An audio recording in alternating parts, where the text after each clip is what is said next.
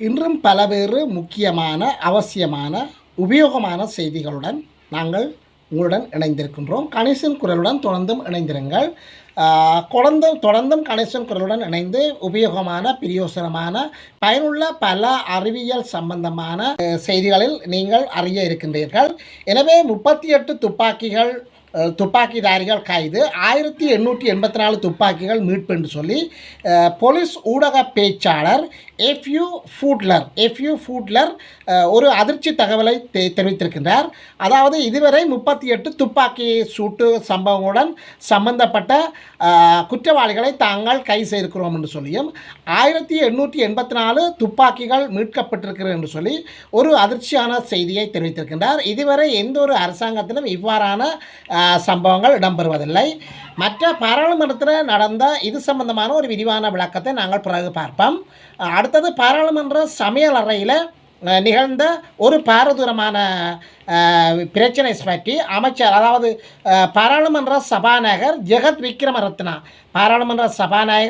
விக்ரம ரத்னாவை கூறியிருக்கின்றார். பாராளுமன்ற சபாநாயகரே பாராளுமன்ற சீர்கேடுகளை கூறியிருக்கின்றது ஒரு மிக முக்கியமான விடயமாக பார்க்கப்படுகின்றது.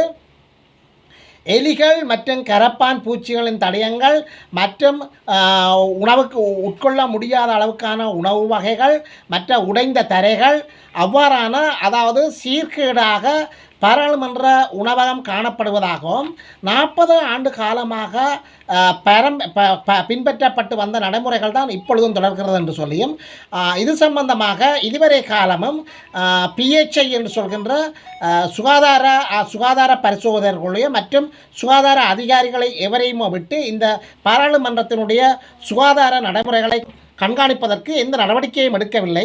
தான் இந்த நடவடிக்கை எடுத்ததன் விளைவாக என்ன மாற்றத்தை கொண்டேன், அதாவது இந்த அண்மையில் ஜெகத் விக்ரமரத்ன என்ற பாராளுமன்ற சபாநாயகர் அண்மையில் ஒரு அழைப்பை விட்டிருக்கின்றாராம் இந்த சுகாதார பிரிவினருக்கு.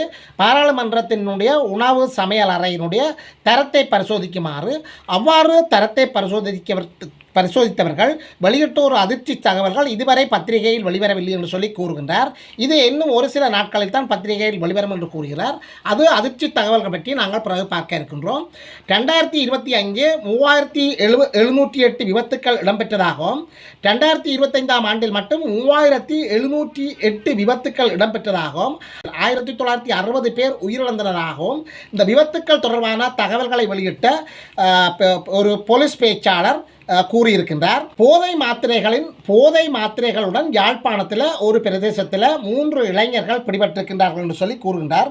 18 மற்றும் 22, 24 வயதுக்கு இடைப்பட்ட இளைஞர்கள் தான் இந்த வேலையில் ஈடுபட்டிருக்கிறார்கள் என்று சொல்லி ஒரு அதிர்ச்சி தகவல்களை வெளியிடப்பட்டிருக்கின்றது. போலீசாரால் இந்த தகவல் வெளியிடப்பட்டிருக்கின்றது. இது சம்பந்தமாக நாங்கள் பார்க்க இருக்கின்றோம்.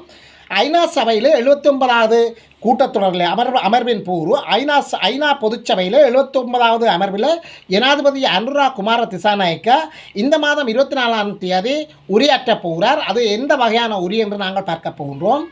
இலங்கை போக்குவரத்து சபைக்கு ஓட்டுநர்கள், வாகன சாரதிகள் மற்றும் நடத்துனர்களாக பெண்கள் தெரிவு செய்யப்பட போகின்றார்கள். இந்த பெண்களுக்கான சீருடைகளாக விமான பணிப்பெண்கள் அணுகின்ற அந்த தரத்திலான சீருடைகளை வழங்கப் போகிறதாகவும், இது எதற்காக என்று சொல்லி நாங்கள் பிறகு பார்க்க போகின்றோம்.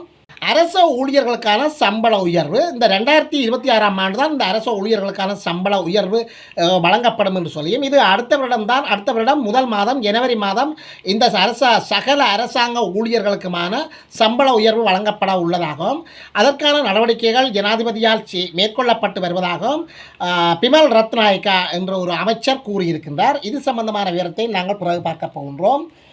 இணைய வழியிலான சிறுவர்கள் பாதுகாப்பு 2025 28 சம்பவங்கள் நடைபெற்றிருக்கின்றதாக கூறுகின்றார்கள். 28 சிறுவர்கள் இணையவழி துஷ்பிரயோகங்களுக்கு உள்ளாகியதாகவும் இதில் 206 சிறார்கள் கைது செய்யப்பட்டிருக்கிறதாகவும் அதே வேளையில் 118 பெண்கள் பாதிக்கப்பட்டிருக்கிறதாகவும் கூறப்படுகின்றது. இது சம்பந்தமாக நாங்கள் விரிவாக பார்க்க போகின்றோம். அரசின் சர்வாதிகாரத்தை எதிர்த்து 1000 வேலை திட்டங்கள், அதாவது முன்னாள் ஜனாதிபதி ரணில் விக்ரமசிங்கே தன்னுடைய ஐக்கிய தேசிய கட்சியின் 79வது உச்சி மாநாட்டின் போது இந்த கருத்தை வெளியிட்டிருக்கின்றார். எதிர்க்கட்சியினர் பல்வேறு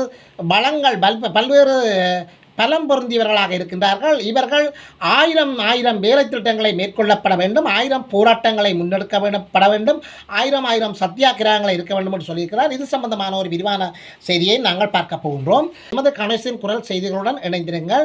மிகவும் பயனுள்ள உபயோகமான செய்திகளை நீங்கள் முக்கியமான செய்திகளை பார்க்க போகிறீர்கள்.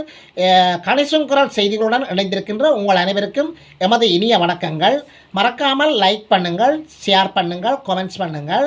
அருகில் இருக்கின்ற அந்த வெள்ளைக்குனை கிளிக் பண்ணி நாங்கள் போடுகின்ற காணொலிகள் அனைத்தையும் உடனுக்குடன் பார்க்கக்கூடியவாறான நோட்டிஃபிகேஷனை ஏற்படுத்திக் கொள்ளுங்கள். 38 துப்பாக்கிதாரிகள் இதுவரை கைது செய்யப்பட்டிருக்கிறார்கள். இந்த 38 துப்பாக்கிதாரிகளும் துப்பாக்கி சூட்டுகளுடன் சம்பந்தப்பட்ட அதிகாரிகளாகவும் துப்பாக்கி சூட்டுகளுடன் சம்பந்தப்பட்டவர்களாக காணப்படுகின்றார்கள். இதுவரை மீட்கப்பட்ட துப்பாக்கிகள் 1884 துப்பாக்கிகள் இதுவரை மீட்கப்பட்டிருக்கின்றன என்று சொல்லி போலீஸ் ஊடக பேச்சாளர் FU ஃபூட்லர் தெரிவித்திருக்கின்றார்.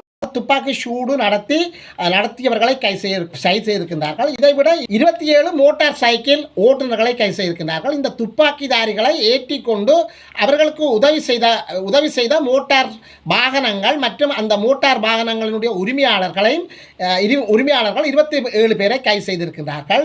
இதேவேளை துப்பாக்கிச் சூட்டு சம்பவங்களுக்கு உடந்தையாக இருந்த 263 பேர் கைது செய்யப்பட்டிருக்கின்றார்கள். இதேவேளை சந்தேகத்தின் பேரில் 328 பேர் கைது செய்யப்பட்டிருக்கின்றார்கள். T56 ரக துப்பாக்கிகள் 61 இதுவரை கைப்பற்றியிருக்கின்றார்கள். இதுவரை அந்த துப்பாக்கி சூடு நடத்திய அவர்களிடம் மேற்கொள்ளப்பட்ட விசாரணைகளின் அடிப்படையில் T56 ரக துப்பாக்கிகள் மொத்தம் 61 துப்பாக்கிகளை மீட்டிருக்கின்றார்கள்.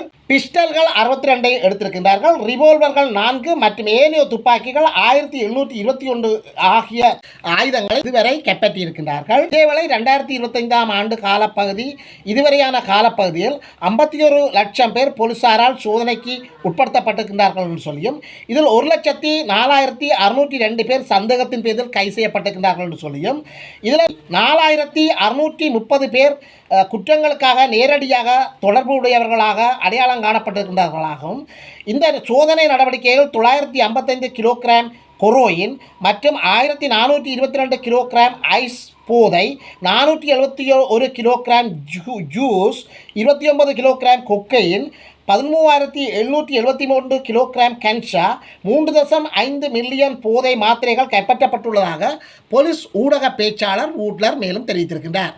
எனவே இந்த தொகைகள் இது உண்மையிலே ஒரு இலங்கை போன்ற ஒரு சிறிய நாட்டில் இவ்வாறான துப்பாக்கி கலாச்சாரங்கள் உண்மையிலே அதிகரித்திருப்பதைத்தான் காட்டுகின்றது. இந்த துப்பாக்கி கலாச்சாரங்கள் அதிகரித்திருப்பதன் காரணமாக எடுக்கப்பட்ட நடவடிக்கைகளின் பலனாக இவ்வாறான கைதுகள், இவ்வாறான ஆயுத கைப்பற்றல்கள் இடம்பெற்றது குறிப்பிடத்தக்க ஒரு அம்சமாக காணப்படுகின்றது. பாராளுமன்றத்தில் எலிகள், கரப்பான் பூச்சிகள் இந்த தகவல்கள், அதிர்ச்சி தகவல்களை பாராளுமன்ற சபாநாயகர் ஜெகத் விக்ரமரத்னா கூறியிருக்கின்றார். ஒரு நாட்டினுடைய பாராளுமன்ற சமையலறை சுத்தமில்லாமல், அதாவது சுகாதார சீர்கேடுகளுடன் இயங்கி வருவதாக அவர் இந்த கருத்தை வெளியிட்டிருக்கின்றார். அவர் இந்த கருத்தை வெளியிடுகின்ற போது இதுவரையும் ஊடகங்களில் இந்த கருத்து வெளியிடப்படவில்லை என்று சொல்லியும் தற்போது இந்த கருத்து தாங்கள் முக்கியத்துவம் கொடுத்திருக்கின்றதாகவும் இனி வருகின்ற ஒரு சில நாட்களில் ஊடகங்களில் வெளியிடப்படும் என்று சொல்லியும் அந்த ஜெகத் விக்ரமரத்னா என்கின்ற பாராளுமன்ற சபாநாயகர் கருத்தை கூறியிருக்கின்றார். 40 ஆண்டு காலமாக பின்பற்றப்பட்டு வந்த பழமையான சமையல் அறையில் தான் அந்த சமையல் பாத்திரங்கள், அங்குள்ள சமையலாளர்கள் எல்லாம் காணப்படுகிறார்கள் என்று சொல்லி கூறுகின்ற இவர் ஒரு மாற்றம் அங்கு காணப்படவில்லை என்று சொல்லி ஒரு மாற்றத்தை தாங்கள் கொண்டு வருவதற்காக கடந்த சில நாட்களுக்கு முன்னர், அதாவது இந்த பாராளுமன்ற கட்டடம் எப்பொழுது திறக்கப்பட்டதோ அந்த நாளிலிருந்து இது பாராளுமன்ற கட்டடத்தை எப்பொழுது முதல் தொடங்கி இருந்தார்களோ அன்றைய நாளிலிருந்து எந்தவித பொது சுகாதார பரிசோதனைகளையோ அல்லது சுகாதார அதிகாரிகளையோ அனுமதிக்கப்படவில்லை என்று சொல்லியும் அவ்வாறு அனுமதிக்கப்பட்டு சுகாதார நடைமுறைகள் பின்பற்றப்படுகின்றன என்ற பரிசோதனைகள் மேற்கொள்ளப்படவில்லை என்று சொல்லியும் குறை கூறுகின்றார் இந்த பாராளுமன்ற சபாநாயகர். மேலும் தாங்கள் கடந்த ஏப்ரல் மாதத்தில் இந்த உணவு சமையல்கள் மற்றும் இவற்றை சரிபார்ப்பதற்காக பொது சுகாதார பரிசோதகர்கள் மற்றும் சுகாதார அதிகாரிகளை அனுமதித்து அறிக்கை ஒன்றை கோரியிருப்பதாக கூறுகின்ற இந்த சபாநாயகர் உணவு பாதுகாப்பு நிலைமைகளை விசாரிப்பதற்காகவும் பத்திரமுல்ல என்கின்ற இடத்திலிருந்து பொது சுகாதார பரிசோதகர்கள் மற்றும் சுகாதார அதிகாரிகளை தாங்கள் உள்ளே அனுமதித்ததாகவும் அவ்வாறு அனுமதித்தவர்கள் கூறுகின்ற அந்த அறிக்கையில் மிகவும் அதிர்ச்சிகரமான சம்பவங்கள் இடம்பெற்றதாக கூறுகின்றார். இந்த ஆய்வில் மனித நுகர்வுக்கு ஒவ்வாத முற்றும் பயன்படுத்தப்பட முடியாத உணவு வகைகள் அங்கே சமைக்கப்பட்டிருந்ததாகவும் எலிகள் மற்றும் கரப்பான் பூச்சிகளின் தடயங்கள் அங்கே காணப்பட்டதாகவும் மற்றும் உடைந்த தரைகள் அமைப்புகள் காணப்பட்டதாகவும் முற்றிலும் பொது சுகாதார வசதிகள் சுகாதார சீர்கேடுகள் அங்கு இடம்பெற்றதாகவும் அந்த பொது சுகாதார பரிசோதகர்கள் மற்றும் சுகாதார அதிகாரிகளினுடைய அறிக்கை தமக்கு கிடைத்திருப்பதாக கூறுகின்றார். எனவே இந்த நிலை ஒரு நாட்டினுடைய பாராளுமன்றத்திலே இந்த நிலை நிலவுகின்றது என்றால் அப்பொழுது நாட்டினுடைய மக்களின் நிலை ஏனைய இடங்களின் நிலை எவ்வாறு இருக்கும் என்று சொல்லி நாங்கள் யோசித்து பார்க்க வேண்டிய நிலையில் இருக்கின்றோம். நினைத்து பார்க்கக்கூட முடியாத நிலையில் இருக்கின்றோம். இலங்கையில் தற்போது அதிகரித்து வருகின்ற விபத்துக்கள், இந்த விபத்துக்களால் ஏற்படுகின்ற இறப்புகள் சம்பந்தமான ஒரு கருத்துரை ஒன்று வழங்கப்பட்டிருக்கின்றது. இந்த கருத்துரையை போலீஸ் பேச்சாளர் வழங்கியிருக்கின்றார். 2025 3708 விபத்துக்கள் இடம்பெற்றதாகவும் இந்த மொத்த விபத்துக்களில் 1960 பேர் இதுவரை உயிரிழந்ததாகவும் கூறுகின்றார். கடந்த இலங்கையினுடைய 2025 ஆண்டு செப்டம்பர் 17 வரையான காலப்பகுதியில் 3708 பாரதூரமான விபத்துக்கள் பதிவாகியுள்ளதாக கூறுகின்றார் என்று இந்த தகவல்களை போலீசார் தான் வெளியிட்டிருக்கின்றார்கள். இந்த விபத்துக்களில் 1960 பேர் உயிரிழந்திருக்கின்றார்கள். ஜனவரி 1 முதல் செப்டம்பர் 17 வரை நாடளாவிய ரீதியில் இடம்பெற்ற வாகன விபத்துக்களில் இந்த மரணங்கள் ஏற்பட்டுள்ளதாக போலீசார் தெரிவித்திருக்கின்றார்கள். இந்த காலகட்டத்தில் 1843 வாகன விபத்துக்களும் 3708 பாரதூரமான விபத்துக்களும் பதிவாகியுள்ளதாக போலீசார் மேலும் தெரிவித்திருக்கின்றார்கள். ஐக்கிய நாடுகள் பொதுச்சபையில் 79வது அமர்வில் இலங்கையினுடைய ஜனாதிபதி உரையாற்ற இருக்கின்றார். அதுவும் இந்த மாதம் 24 இலங்கை ஜனாதிபதி தன்னுடைய உரையை ஆற்ற இருக்கின்றார். திருத்தப்பட்ட தற்காலிக பேச்சாளர் பட்டியலின்படி இலங்கை ஜனாதிபதி அந்த தன்னுடைய உரையை நிகழ்த்த இருக்கின்றார். செப்டம்பர் 23 முதல் 29 வரை நடைபெறும் பொது விவாதத்தில் பிற்பகல் அமர்வுகளில் ஜனாதிபதி உரையாற்ற இருக்கின்றார். ஐநா பொதுச்சபையில் இலங்கை ஜனாதிபதியாக இந்த வருடத்தினுடைய முற்பகுதியில் உரையாற்ற இருக்கின்ற அந்த சந்தர்ப்பத்தை இலங்கை ஜனாதிபதி அனுரா குமார திசாநாயக்க பெற்றிருக்கின்றார். இந்த உரையாடலில் இலங்கையின் சீர்திருத்த நிகழ்ச்சி நிரல், பொருளாதார மறுமலர்ச்சி முயற்சிகள் மற்றும் காலநிலை நடவடிக்கைகள், நிலையான வளர்ச்சி மற்றும் சர்வதேச ஒத்துழைப்பு உள்ளிட்ட உலகளாவிய பிரச்சனைகளில் அரசாங்கத்தினுடைய நிலைப்பாட்டை கோடிட்டு காட்டுவார் என்று எதிர்பார்க்கப்படுகின்றது. 2025 பொது விவாதத்தில் ஐக்கிய நாடுகள் பொதுச்சபை தலைவர் வகுத்த கருப்பொருளின் கீழ் அமெரிக்கா, சீனா, இந்தியா மற்றும் பிரேசில் உள்ளிட்ட உலகத் தலைவர்கள் அறிக்கைகளை வழங்குவார்கள். இந்த ஆண்டு தொடக்கத்தில் ஜனாதிபதி அனுரா குமார திசாநாயக்க தேர்ந்தெடுக்கப்பட்டதிலிருந்து உலக அமைப்பில் இலங்கை நிகழ்த்தும் முதல் உரையாக இந்த உரை அமைந்திருக்கின்றது.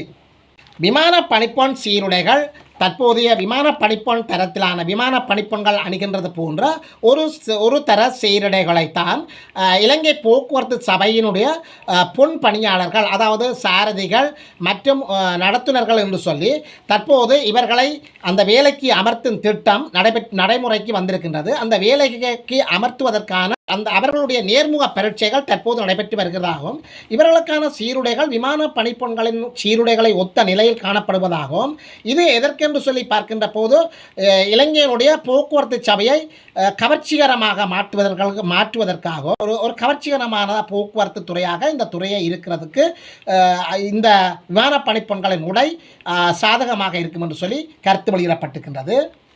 இளைய தலைமுறையினர் போக்குவரத்து துறையை கவர்ச்சிகரமான இடமாக பார்க்க வேண்டும் என்ற அந்த ஆவலை ஊட்டுவதற்காகத்தான் இந்த விமான பணிப்பொன்களினுடைய சீருடைகளை ஒத்த சீருடை தற்போது தெரிவு செய்யப்பட்டிருக்கின்ற பெண் சாரதிகள் மற்றும் நடத்துனர்களுக்கு அணிவிக்கப்பட போகிறது என்று சொல்லியிருக்கின்றார். ஒரு இலங்கை அமைச்சர் ஒருவர் இந்த கருத்தை வெளியிட்டிருக்கின்றார். மேலும் இந்த பொன் சாரதிகள் நடத்துனர்களை முதலில் கொழும்பை அண்டிய நகரங்களில் தான் இந்த இந்த இந்த கொலம்பியாண்டிய நகரங்களெல்லாம் இந்த பொன் சாரதிகள் மற்றும் பொன் நடத்துனர்களுக்கான இந்த இந்த திட்டங்கள் நடைமுறைப்படுத்தப்படும் என்று சொல்லியும் இது படிப்படியாக ஏனைய இடங்களுக்கும் இந்த திட்டங்கள் நடைமுறைப்படுத்தப்படும் என்று சொல்லி கருத்து வெளியிட்டிருக்கின்றார். போதை மாத்திரைகளுடன் 3 சந்தேக நபர்கள் கைது. யாழ்ப்பாணம் கொழும்புத்துறையில் தான் இந்த சம்பவம் நடைபெற்றிருக்கின்றது. இந்த 180 போதை மாத்திரைகளுடன் யாழ்ப்பாணம் கொழும்புத்துறை பகுதியில் 3 இளைஞர்கள் கைது செய்யப்பட்டிருக்கின்றார்கள். இவர்கள் 18 மற்றும் 22, 24 வயதுடைய இளைஞர்கள் என்று கைது செய்யப்பட்ட வேளையில் போலீசாரால் தெரிவிக்கப்பட்டிருக்கின்றது. தற்போது இவர்கள் விசாரணைக்கு உட்படுத்தப்பட்ட நிலையில் இவர்களுடைய அடுத்த கட்ட நடவடிக்கைகள் சம்பந்தமாக போலீசார் விசாரணைகளை மேற்கொண்டு வருகின்றார்கள். இணையவழி சிறுவர்கள் துஷ்பிரயோகம் அதிகரிப்பு. அதாவது இன்றைய சமூக ஊடகங்களில் காணப்படுகின்ற இணையவழி துஷ்பிரயோகங்கள் சிறுவர்கள் பெருமளவு பாதிக்கப்படுவதாகவும் பெண்கள் பெருமளவு பாதிக்கப்படுவதாகவும் கருத்து வெளியிடப்பட்டிருக்கின்றது. எனவே 2005ஆம் ஆண்டு இந்த காலப்பகுதி வரையில் 2025ஆம் ஆண்டின் இதுவரை காலப்பகுதியில் சுமார் 28 சிறுவர்கள் பாதிக்கப்பட்டிருப்பதாக கூறப்படுகின்றது. அதாவது சிறுவர்கள் துஷ்பிரயோகத்துக்கு உட்பட்டிருப்பதாக இந்த கருத்து வெளியிடப்பட்டிருக்கின்றது. போலீஸ் பேச்சாளர் எஃப்யூ ஃபூட்லர் இந்த கருத்தை வெளியிட்டிருக்கின்றார். கடந்த ஆண்டில் மட்டும் போதைப்பொருள் இந்த குற்றங்கள் தொடர்பாக 206 சிறார்கள் கைது செய்யப்பட்டுள்ளார்கள். பாருங்கள், இணைய வழியில் நடைபெறுகின்ற குற்றங்கள் தொடர்பாக இதுவரையில் இலங்கையில் கைது செய்யப்பட்ட மொத்த சிறுவர்கள் 206 சிறுவர்கள் என்று சொல்லி கூறப்படுகின்றது. இவர்களுடைய பாதுகாப்பு மற்றும் இவர்கள் கண்காணிப்பு நடவடிக்கைகள் தற்போது தீவிரப்படுத்தப்பட்டிருப்பதாக கூறப்படுகின்றது. இந்த காலப்பகுதியில் 118 பெண்கள் பாலியல் ரீதியாக பாதிக்கப்பட்டிருப்பதாகவும் பாலியல் ரீதியாக துஷ்பிரயோகத்துக்கு உட்பட்டிருப்பதாகவும் அந்த தகவல் மேலும் வெளியிடப்பட்டிருக்கின்றது. அரசின் சர்வாதிகார தன்மையை போக்குவதற்காக ஆயிரம் போராட்டங்களை நடத்த வேண்டும் என்று சொல்லி ஐக்கிய தேசிய கட்சியினுடைய முன்னாள் ஜனாதிபதி ஐக்கிய தேசிய கட்சியினுடைய தலைவரும் முன்னாள் ஜனாதிபதியுமான ரணில் விக்ரமசிங்க தன்னுடைய 79வது மாநாட்டில் கூறியிருக்கின்றார். அதாவது ஐக்கிய தேசிய கட்சியினுடைய 79வது மாநாட்டில் இந்த கருத்தை வெளியிட்டிருக்கின்றார். இந்த மாநாட்டில் அவர்கள் எதிர்க்கட்சி தலைவர்கள் மத்தியில் பேசியிருக்கின்றார். எதிர்க்கட்சி தலைவர்கள் விசேட திறமையுடையவர்கள் என்று சொல்லியும் இவ்வாறான போராட்டங்களை நடத்துவதற்கு அவர்கள் அருகதை உள்ளவர்கள் என்று சொல்லியும் தகுதி உள்ளவர்கள் என்று சொல்லியும் இந்த போராட்டங்களை இனி வருகின்ற காலங்களில் இலங்கையினுடைய தற்போதைய NPP அரசாங்கத்துக்கு எதிராக மேற்கொள்ளப்பட வேண்டும் என்று சொல்லியும் அவர் தன்னுடைய கருத்தில் முன்வைத்திருக்கின்றார். இந்த கருத்தில் தன்னுடைய கடந்த கால கைது பற்றி கூறுகின்ற போது தான் அரசாங்க நிதி எவற்றையும் தான் களவாடவில்லை என்று சொல்லியும் தன்னுடைய சொந்த நிதியில் தான் அது அளவாடவில்லை என்று சொல்லியும் மேலும் இது சம்பந்தமான கருத்துக்களை தான் கூற விரும்பவில்லை என்று சொல்லியும் தன்னுடைய வழக்கறிஞர்களினுடைய கூற்றுக்கு அமைவாக இது சம்பந்தமாக மேலதிக தகவல்கள் எதையும் தான் வழங்கப் போவதில்லை என்று சொல்லியும் கூறுகின்றார். இதுபோன்ற செய்திகளை பார்ப்பதற்கு எமது காணொலியில் தொடர்ந்தும் இணைந்திருங்கள். தற்போது உங்களிடமிருந்து விடைபெற்றுக் கொள்கின்றேன். நன்றி, வணக்கம்.